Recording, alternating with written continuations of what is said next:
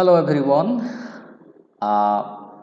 Introductory class में हम coordination compounds क्या है, सिंपल सॉल्ट से कोऑर्डिनेशन कंपाउंड्स या कॉम्प्लेक्स सॉल्ट कैसे डिफरेंट होते हैं इसको डिस्कशन किए थे।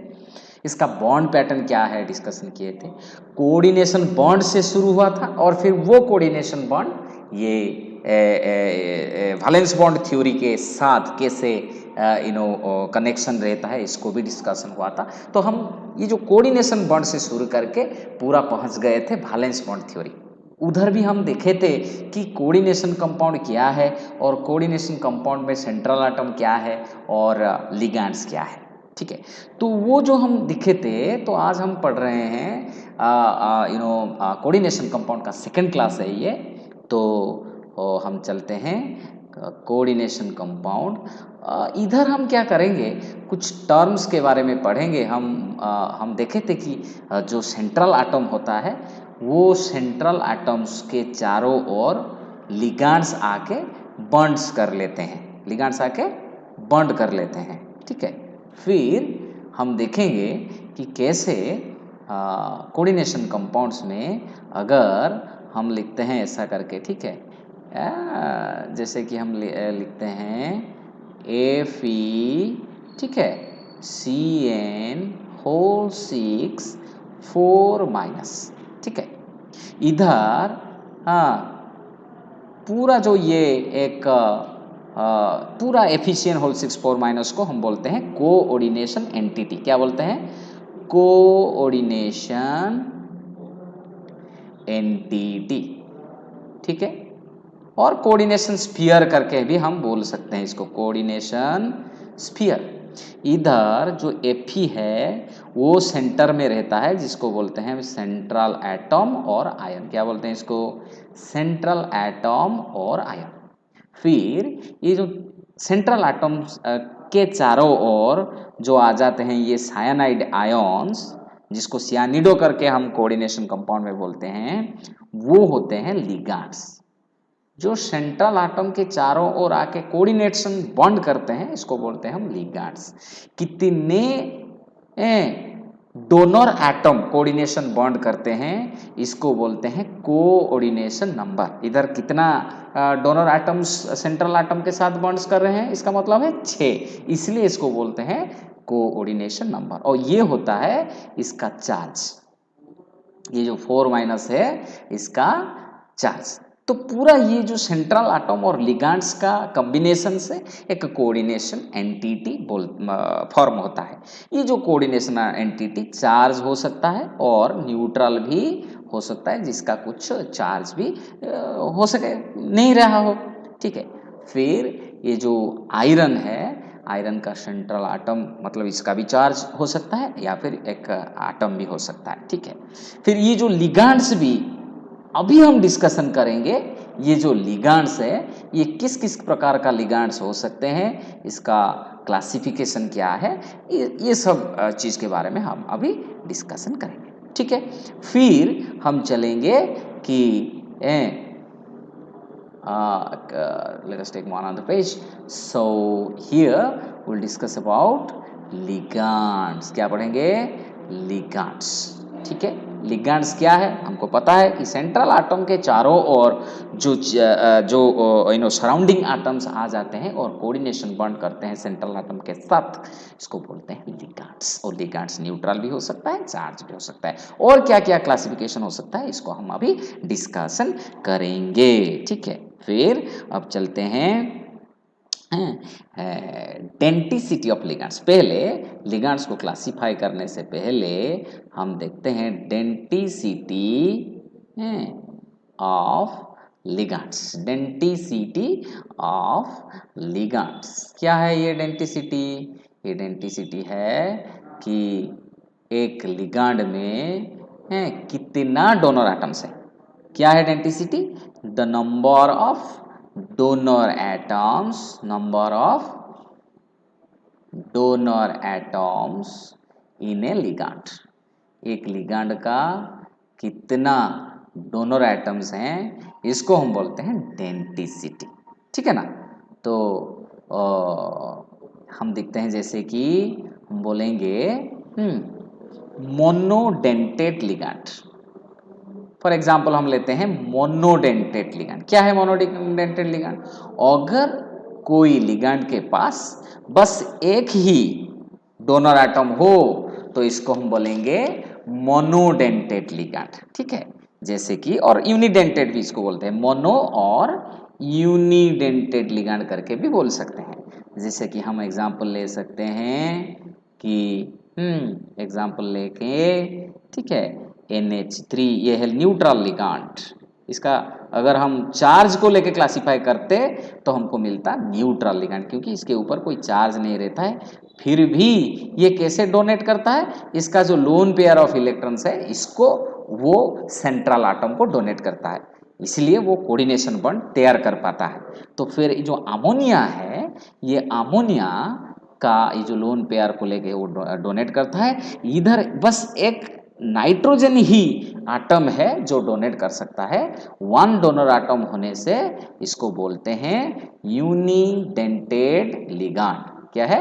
यूनिडेंटेट लिगैंड और मोनोडेंटेट लिगैंड। कुछ अदर जो यूनिडेंटेट है वो हाइड्राइड आयन, जिसको हम IUPAC नेम में हाइड्रिडो करके लिखेंगे, वो है हाइड्राइड आयन। ठीक है, सो ये भी एक मोनोडेंटेट लिगैंड है। ठीक है, जैसे कि हम बोलेंगे हाइड्रोक्सीडो OH-, ठीक है ना, वो जो OH- है ये भी एक यूनिडेंटेट और मोनोडेंटेट लिगैंड है, क्योंकि इसके पास भी एक ही डोनर एटम होता है। ठीक है, फिर हम चलते हैं पॉलीडेंटेट लिगैंड के ओर। ठीक है, फिर नेक्स्ट जो आता है वो है पॉलीडेंटेट लिगैंड। ठीक है, वो है पॉलीडेंटेट लिगैंड्स। जैसे कि हम बोल रहे थे कि पॉलीडेंटेट लिगैंड्स हैं, पॉलीडेंटेट लिगैंड्स में क्या होता है, मोर देन वन डोनर एटम रहते हैं। ठीक है ना, मोर देन वन डोनर एटम हो जाते हैं तो इसको बोलते हैं पॉलीडेंटेट। इसका मतलब क्या है, अगर दो डोनर एटम रहेगा तो इसको बोलेंगे बाइडेंटेट लिगैंड, अगर तीन डोनर एटम रहेंगे तो इसको हम बोलेंगे ट्राइडेंटेट लिगैंड। सो ठीक उसी तरह टेट्राडेंटेट, पेंटाडेंटेट, हेक्साडेंटेट करके लिगैंड्स हमको मिलेगा। तो first thing is bidentate ligand. ठीक है, बाइडेंटेट लिगैंड। वो बाइडेंटेट लिगैंड कैसे होता है, हम एग्जांपल ले लेंगे। एग्जांपल लेने से हम क्लियर हो जाएंगे कैसे दो डोनर एटम होता है। जैसे कि हम लिखेंगे, हम लेते हैं इथाइलिन डायमीन, जिसको हम शॉर्ट फॉर्म में अब्रिविएशन में EN लिखते हैं। वो क्या है, इथाइलिन डायमीन। इथाइलिन डायमीन, ठीक है, वो क्या है, किस स्ट्रक्चर क्या है, इथाइलिन डायमीन। दो अमीन ग्रुप है, इथाइलिन CH2 है, इसीलिए वो इथाइलिन डायमीन हम इसको बोलते हैं। ये किसके किसके साथ कोऑर्डिनेट कर सकता है, ये एक नाइट्रोजन है, इसके ऊपर भी लोन पेयर है, ये जो नाइट्रोजन के ऊपर इधर भी लोन पेयर है और इधर भी एक लोन पेयर है, इसको लेके भी वो मेटल एटम के साथ क्या कर सकता है, दो डोनर एटम के साथ वो मेटल एटम के साथ बॉन्ड करता है, इसलिए इसको बोलते हैं बाइडेंटेट लिगैंड। डोनर एटम कौन सा है, ये एक नाइट्रोजन डोनर एटम है, ये भी एक नाइट्रोजन डोनर एटम है। ठीक है, इसको बोलते हैं बाइडेंटेट लिगैंड। अगर किसी लिगैंड के पास दो डोनर एटम है इसको बोलते हैं बाइडेंटेट लिगैंड। ठीक है, फिर चलते हैं चिलेट्स।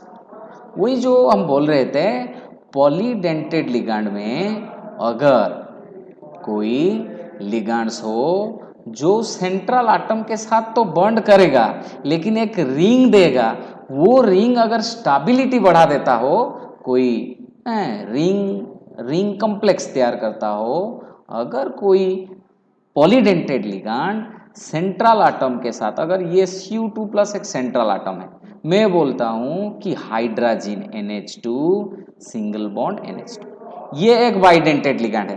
क्यों, इसका दो डोनर एटम्स है, वो एक साथ दो डोनर एटम को लेके सेंट्रल एटम के साथ बॉन्ड कर पाता है। तो ये जो हाइड्रोजन है ये होता है हमारे लिए क्या, एक बाइडेंटेट लिगैंड। तो ये जो बाइडेंटेड लिगैंड है ये भी देखो एक इधर रिंग भी तैयार करता है, ये है 3 मेंबर्ड रिंग, क्योंकि कितना आटम से ये रिंग तैयार होता है, नाइट्रोजन, कॉपर या फिर नाइट्रोजन। तो 3 आटम्स को लेके तैयार होता है, इसको हम बोलते हैं एक रिंग कॉम्प्लेक्स। लेकिन ये जो बाइडेंटेड लिगैंड है इसको हम चिलेट नहीं कह पाएंगे, क्योंकि ये स्टेबिलिटी नहीं बढ़ाएगा। क्यों स्टेबिलिटी नहीं बढ़ा पाएगा? क्योंकि इधर जो बॉन्ड एंगल है ये लेस देन 90 डिग्री है।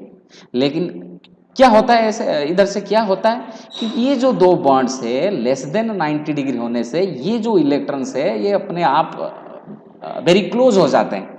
क्लोज हो जाने से क्या होता है, इसके रिपल्सन होता है। अगर रिपल्सन ज्यादा होगा तो कंपाउंड का स्टेबिलिटी कम हो जाएगा, ठीक है ना।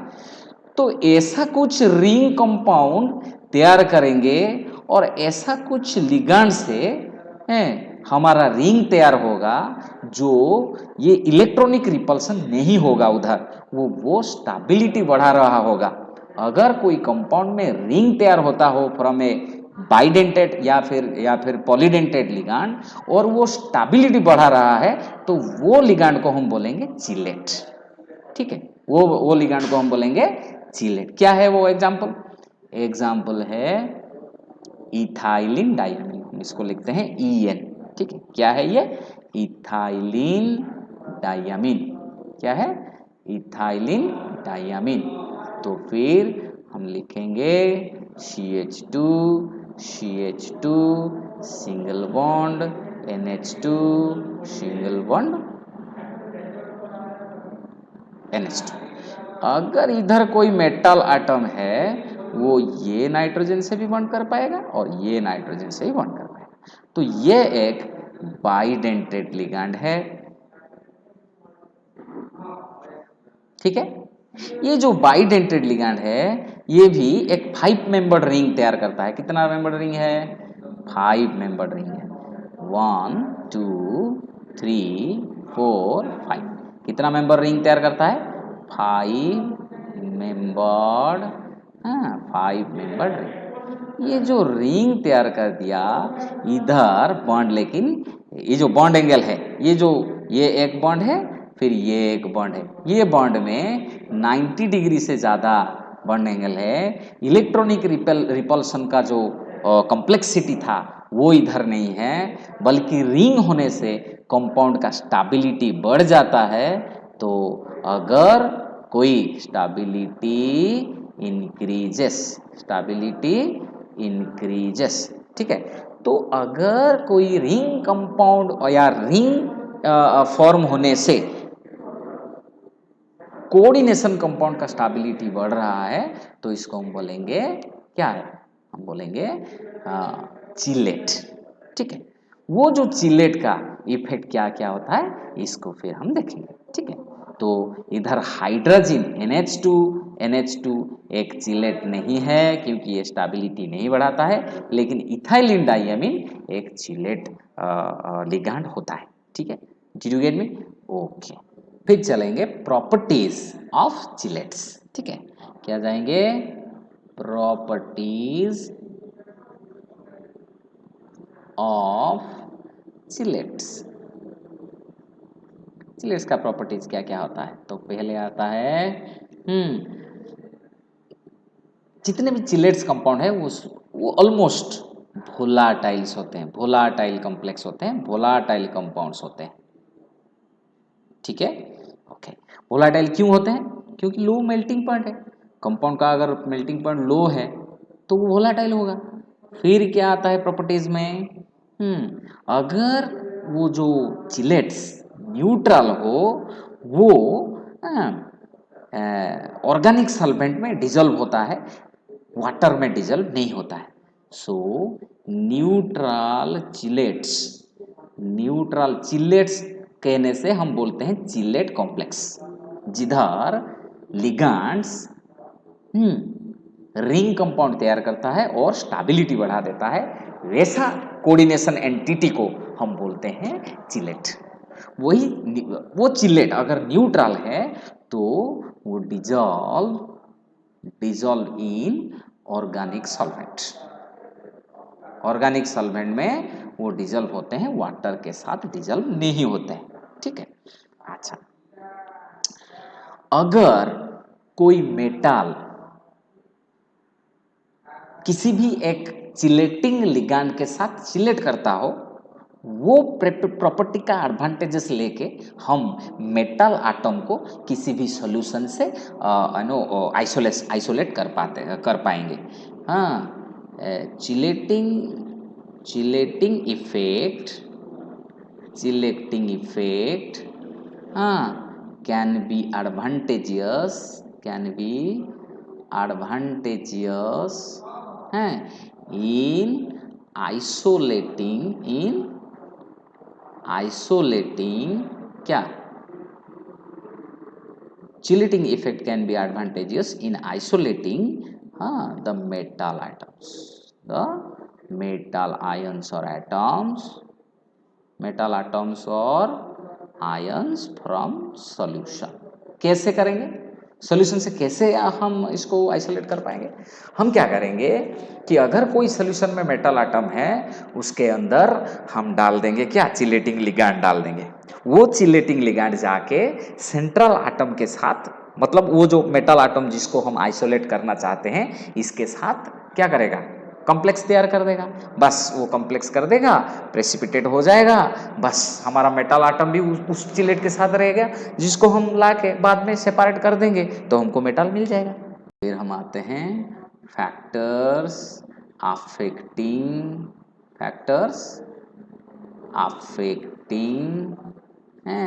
Stability of chelates.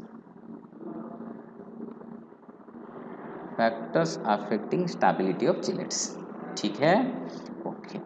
सो तो फर्स्ट हम ले लेंगे, फर्स्ट वन है रेजोनेंस इफेक्ट। रेजोनेंस कैसे इफेक्ट करता है चिलेट का स्टेबिलिटी को? ठीक है, रेजोनेंस इफेक्ट में हम देखते हैं, अगर कोई डबल बॉन्ड है, डबल बॉन्ड में कॉन्जुगेशन है, जैसे कि हम पता है कॉन्जुगेटेड डबल बॉन्ड में रेजोनेंस हो सकता है। रेजोनेंस जनरली अगर बेंजीन ना हो,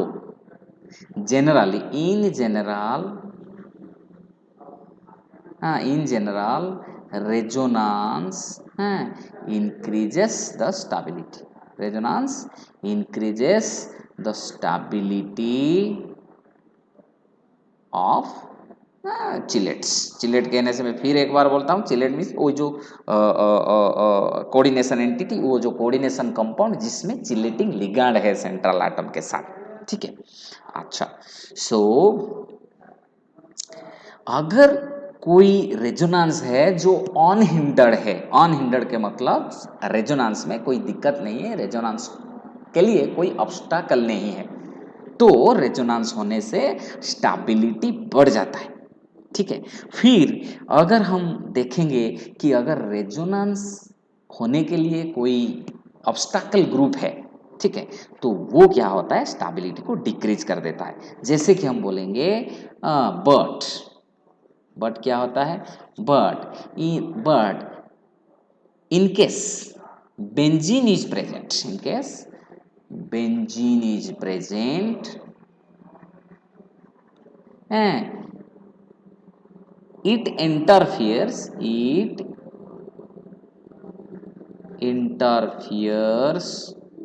कौन इंटरफियर करता है, वो बेंजीन का जो कॉन्जुगेशन है, 3 अल्टरनेट डबल बॉन्ड है, इसका रेजोनेंस, बेंजीन का रेजोनेंस अफेक्ट करता है चिलेटिंग लिगांड का। कोई अगर अदर डबल बॉन्ड है तो इसको वो अफेक्ट कर देता है, उस केस में स्टेबिलिटी कम हो जाता है। इन case of benzene is present, it interferes with the rest of conjugation, मतलब वो जो बेंजीन का जो कॉन्जुगेशन है उसको छोड़ के जो रेस्ट कॉन्जुगेशन है, जो हम सोच रहे थे कि अगर कॉन्जुगेशन है तो स्टेबिलिटी बढ़ेगा, लेकिन बेंजीन होने से, बेंजीन का जो अल्टरनेट डबल बॉन्ड है वो इंटरफियर कर देता है किसके साथ, वो जो rest part of the conjugation और स्टेबिलिटी डिक्रीज कर देता है। It interface with the rest part of the conjugation and decreases the stability. And क्या करता है? Decreases stability. ठीक है, ठीक है। फिर हम चलेंगे हैं सेकेंड फैक्टर जो है size, size of the chelate, size of the chelate. क्या है वो साइज ऑफ चिलेट? अगर दो एनालोगस इक्विवेलेंट, हाँ, एनालोगस लिगैंड के बाद, एनालोगस चिलेट के बात हम बोल रहे हैं। लिगैंड क्या है हमारे लिए? चिलेटिंग लिगैंड अगर है, अगर हम एनालोगस चिलेटिंग लिगैंड के बारे में हम बोल रहे हैं, तो जो चिलेटिंग लिगैंड का साइज ज़्यादा बड़ा हो वो कोऑर्डिनेशन कंपाउंड का स्टेबिलिटी कम कर देगा। अगर वही लिगैंड जिसका साइज छोटा है, एनालोगस लिगैंड में से जिस चिलेटिंग लिगैंड का साइज छोटा होगा, इसका स्टेबिलिटी बड़ा होगा। दो एग्जांपल ले लेंगे और देख लेंगे।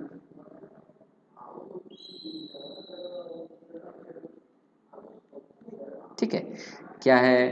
पहले ले लेंगे N tetramethyl, N tetramethyl ethylene diamine, ethylene diamine.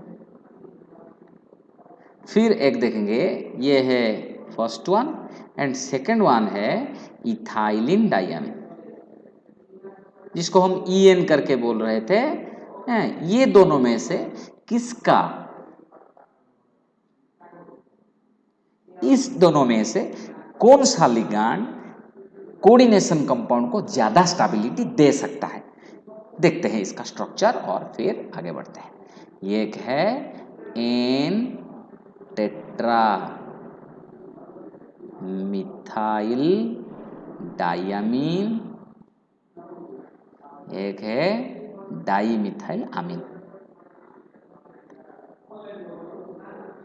Sorry, एक है इथाइलिन डायमीन, इथाइलिन डाईमीन। ठीक है, ये एक है और ये एक। इसका स्ट्रक्चर क्या है? एन टेट्रामिथाइल, नाइट्रोजन के साथ इधर 2 CH3 ग्रुप है, फिर इधर है CH2, CH2, इधर है N, इधर है CH3, इधर है CH3। ये भी बाइडेंटेड लिगैंड है क्योंकि दो डोनर एटम्स है, ये एक डोनर एटम है, ये एक डोनर एटम है। अगर मेटल एटम के साथ बॉन्ड करता है तो ये एक डोनर एटम है, इधर मेटल एटम है, ये भी एक डोनर एटम है, इसके साथ वो डोनेट कर पाएगा। लेकिन इथाइलिन डायमीन में जस्ट क्या होता है, ये जो 4 मिथाइल ग्रुप है ये नहीं रहेंगे, बस मिथाइल की जगह कौन रहेगा? उधर हाइड्रोजन रहेंगे, इथाइलिन डायमीन। ओके, तो क्या है? बीच में जो CH2 है वो कायम रहता है, बस इधर है NH2 जिसके पास एक लोन पेयर, फिर इधर भी एक NH2, एक लोन पेयर। लेकिन इधर CH3 जो था वो साइज बड़ा कर दे रहा था। इधर अगर ये 1 नंबर का कंपाउंड और ये 2 नंबर का कंपाउंड है, स्टेबिलिटी देखेंगे तो जिस कोऑर्डिनेशन कंपाउंड में N टेट्रामिथाइल डायमीन है, इसका स्टेबिलिटी कम होगा, जिधर इथाइलिन डायमीन हमारा लिगैंड है क्योंकि उसका साइज छोटा है। ठीक, फिर चलेंगे कि नंबर ऑफ रिंग्स कैसे अफेक्ट करता है स्टेबिलिटी ऑफ कोऑर्डिनेशन कंपाउंड को। सो हम लेंगे factor 3, number of rings, number of rings example लेंगे और समझ जाएंगे नंबर ऑफ रिंग्स। ठीक है, ठीक है। फिर नंबर ऑफ रिंग्स में क्या आता है, हम 2 एग्जाम्पल ले लेंगे और हम समझ जाएंगे। ठीक है, ओके। पहले आता है try ethyl try ethyl tetrammine, try ethyl tetrammine, ठीक है। और एक फिर लेंगे इथाइलिन डाइयामीन, फिर लेंगे इथाइलिन डाइयामीन, ठीक है, ओके। ये भी हम देखेंगे, ये भी 5 मेंबर्ड रिंग तैयार करता है, ये भी 5 मेंबर्ड रिंग तैयार करता है, लेकिन देखेंगे कि अगर ये 1 नंबर का कंपाउंड तैयार करता हो और इथाइलिन डाइयामीन से जो कंपाउंड तैयार करता है, अगर इसको हम नंबर 2 बोलेंगे, तो हम देखेंगे कैसे stability of 1 is greater than stability of 2, ठीक है ना। इसके पहले हम देख रहे थे कि stability of 1 is less than 2, इधर stability of 1 is greater than 2, क्योंकि हम देखेंगे अभी ट्राई इथाइल टेट्रामीन से ज़्यादा रिंग्स तैयार होता है, इसलिए वो ज़्यादा स्टेबिलिटी देता है तुम्हारा कॉम्प्लेक्स को। कैसे हम देखते हैं, स्ट्रक्चर करेंगे तो क्लियरली समझ जाएंगे, ठीक है, ओके।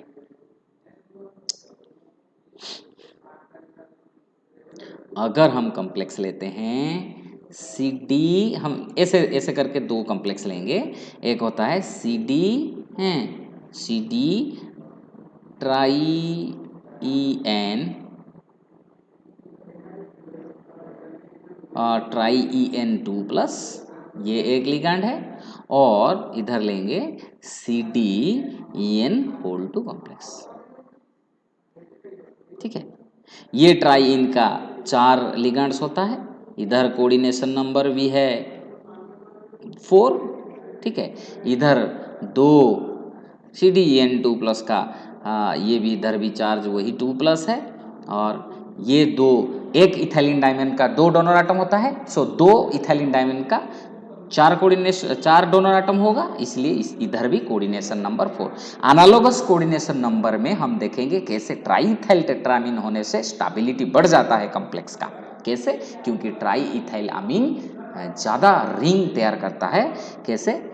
तो पहले देखते हैं, इधर है CD2+, इधर ट्राईइथाइल टेट्रामीन के बाद हम बोल रहे हैं ट्राईइथाइल टेट्रामीन। सो ये है इधर 2, फिर इधर 2, ठीक है। ये है NH2, ये है CH2, CH2, ठीक है। फिर ये है NH, ये है शरी,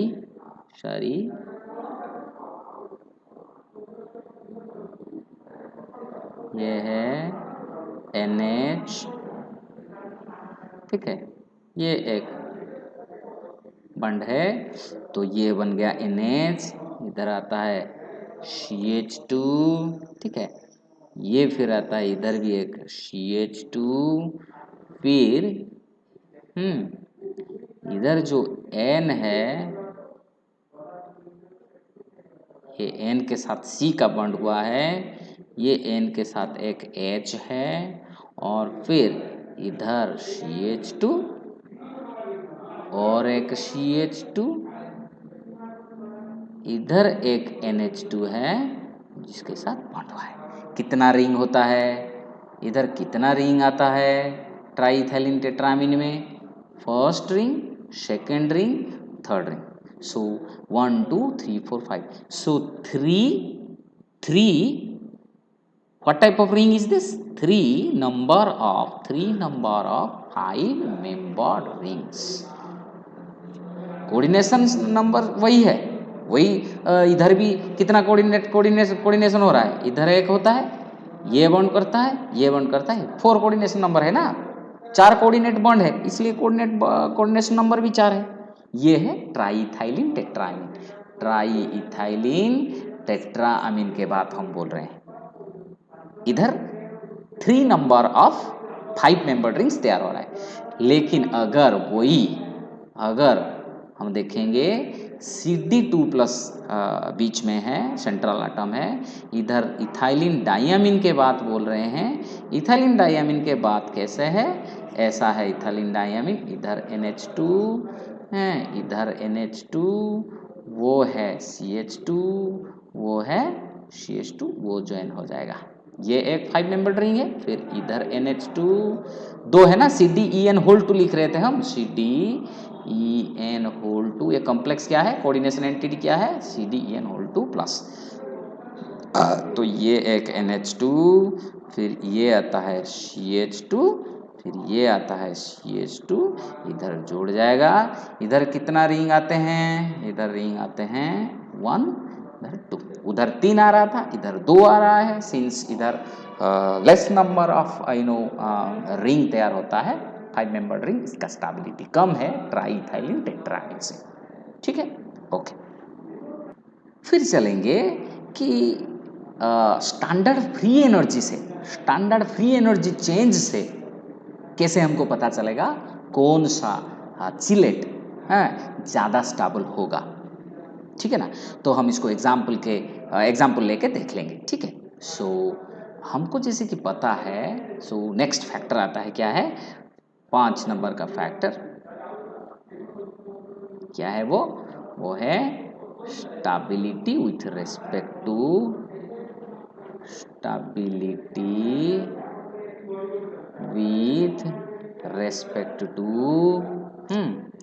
standard free energy change, standard free energy change. Intermediate class से हमको पता है कि जिस रिएक्शन में स्टैंडर्ड फ्री एनर्जी चेंज का वैल्यू जितना नेगेटिव हो, जितना ज़्यादा नेगेटिव हो, उसका स्टेबिलिटी उतना होगा। ठीक है ना, तो अभी देखेंगे, हमको ये फॉर्मूला भी पता है कि del G zero is equal to del H minus T del S, del H zero minus T del S zero.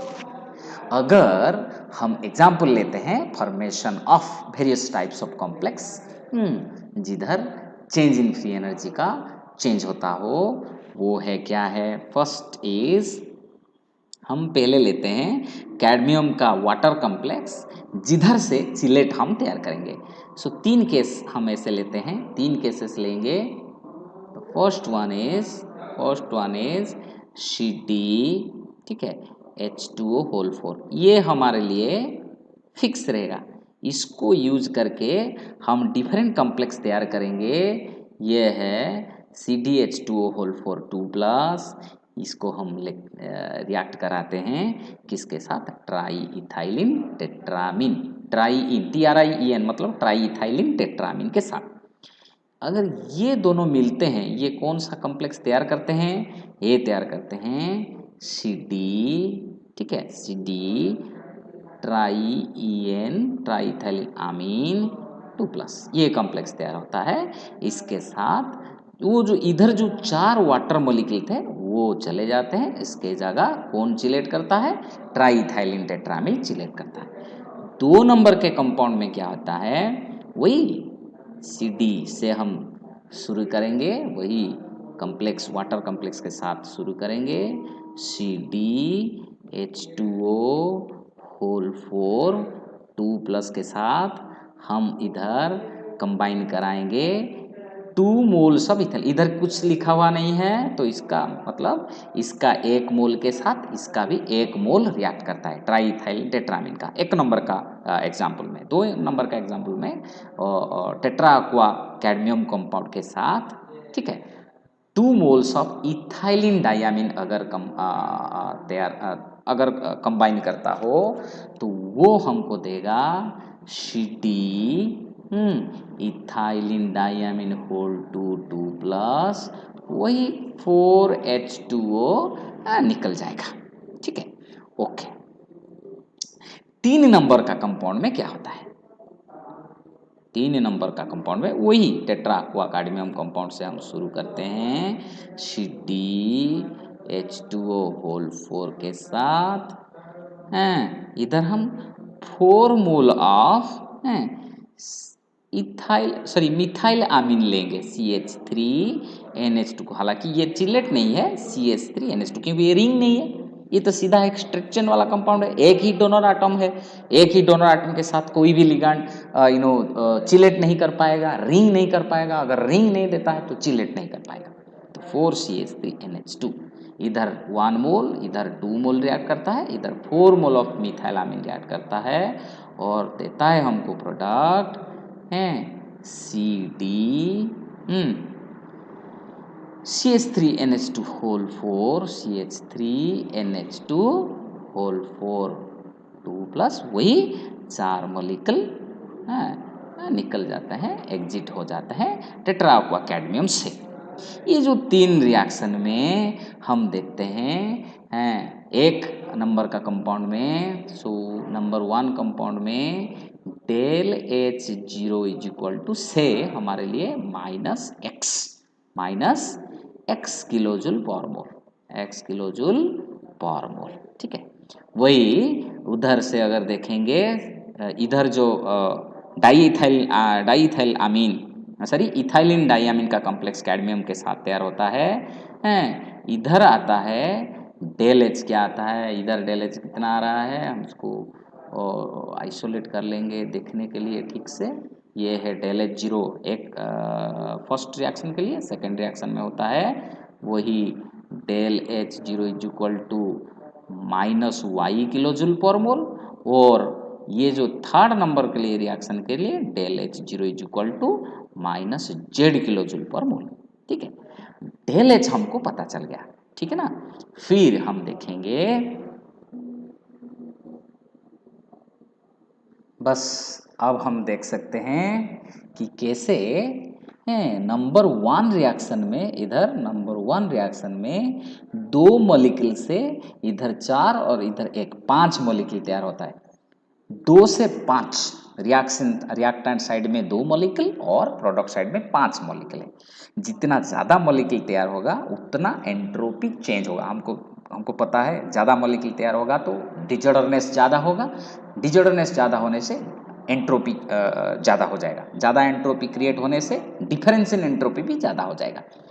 लेकिन इधर 4 1 5 मॉलिक्यूल के साथ इधर भी वही 4 1 5 मॉलिक्यूल तैयार होता है नंबर 3 में। सो सबसे कम चेंज इन एंट्रोपी किधर होता है? रिएक्शन 3 में। रिएक्शन 1 में 2 मॉलिक्यूल से 5 मॉलिक्यूल तैयार होते हैं, 5 स्पेसिस तैयार होते हैं, इसीलिए इधर एक नंबर में सबसे ज़्यादा एंट्रोपी चेंज होता है। और एंट्रोपी चेंज होने से क्या होगा, ये जो डेल जी 0 हम लिख रहे हैं, ये formula del G 0 is equal to del H 0 minus T del H 0, हर एक रिएक्शन में इधर भी -x है, इधर -y और इधर -j, हर एक रिएक्शन में डेल एच 0 नेगेटिव है। इधर डेल एस 0 है 2 से 5 सबसे ज़्यादा एंट्रोपी चेंज है, इसीलिए अगर ये पॉजिटिव वैल्यू है, क्यों पॉजिटिव है? ज़्यादा मॉलिक्यूल तैयार होता है प्रोडक्ट में, प्रोडक्ट का एंट्रोपी माइनस रिएक्टेंट का एंट्रोपी हमको देता है चेंज इन एंट्रोपी। वो चेंज इन एंट्रोपी अगर पॉजिटिव है, डेल एच 0 भी नेगेटिव है हर एक रिएक्शन में, फिर खाली एक रिएक्शन 1 के लिए डेल एस 0 का क्या होता है? सबसे ज़्यादा चेंज होता है। तो ये 2 नेगेटिव मिलके एक ज़्यादा नेगेटिव वैल्यू वही एक नंबर का रिएक्शन के लिए मिलता है। हमको पता है higher is the negative value of the change in free energy, higher will be the stability. So in case of reaction 1, hence since you have a larger negative value of change in free energy, that's why the complex formed with the triethylene tetraamine has greater stability। ठीक है ना, तो ये बन गया stability with respect to change in free energy, standard free energy change. ठीक है, ये गया हमारा चिलेट के बारे में, चिलेटिंग लिगैंड के बारे में। फिर देखते हैं ब्रिजिंग लिगैंड। फिर क्या आता है? Bridging ligand. ब्रिज मतलब एक ही ligand more than 1 central atom को जॉइन करेगा, यानी ब्रिज करेगा। तो अगर मैं लिखता हूँ एक कॉम्प्लेक्स लिखता हूँ कि इथाइलिन डाइअमीन इधर 2 जो कि कोबाल्ट सेंट्रल आटम को ज्वाइन करते हैं, इधर NH लिगैंड बन गया, इधर OH लिगैंड बन गए, इधर भी वही CO जिसके साथ दो इथाइलिन डायमीन बॉन्ड किया हुआ है, और इधर ये एक लिगैंड बन गया,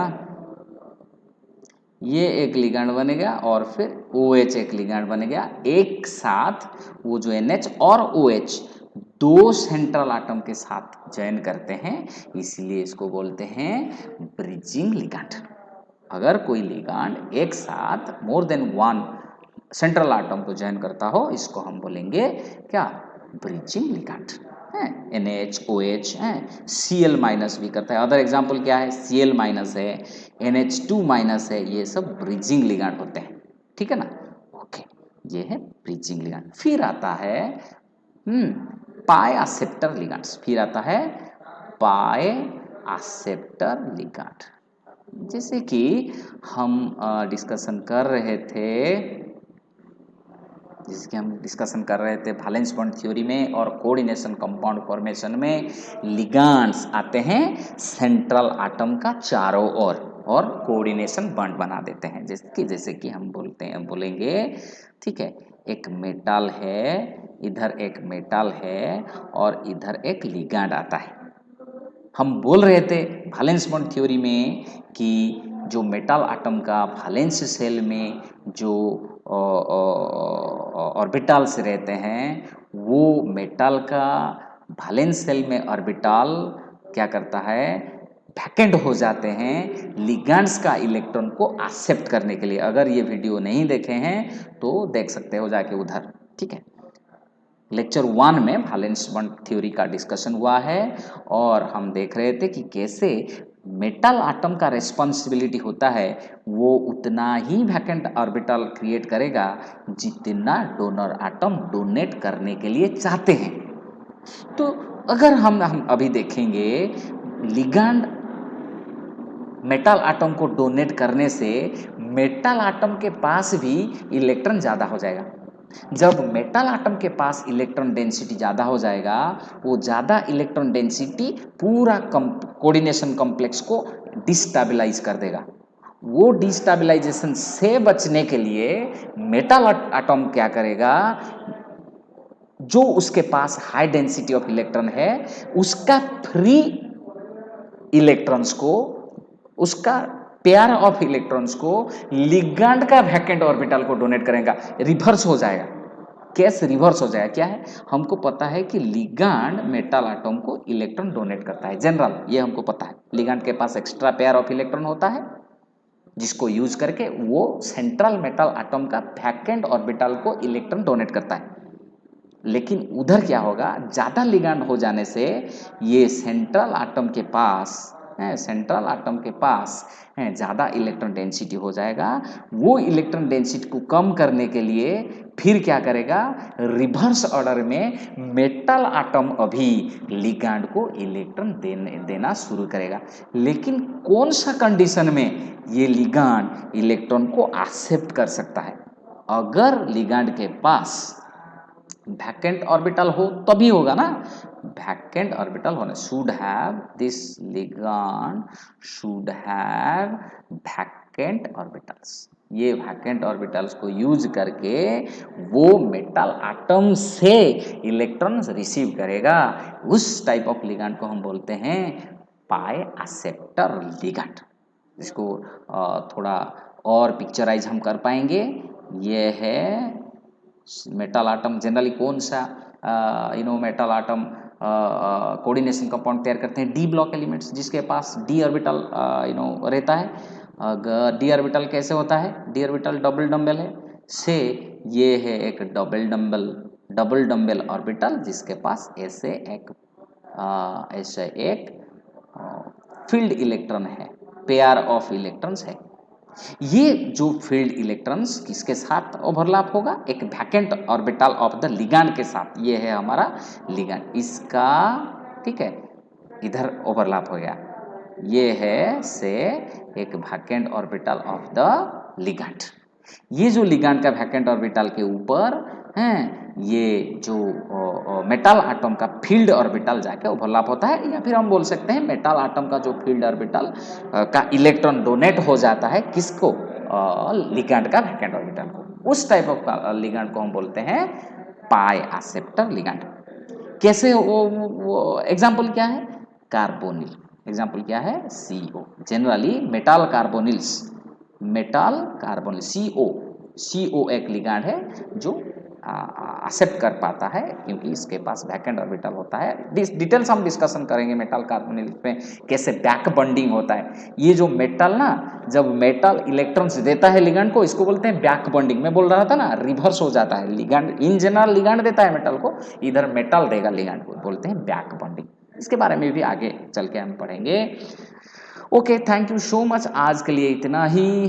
अगर ये क्लास अच्छा लगता है तो इसको ज़रूर सब्सक्राइब करना और सजेशन भी देना कि क्या हम डेवलप कर पाएंगे क्लास को। Thank you so much, will discuss in the next class.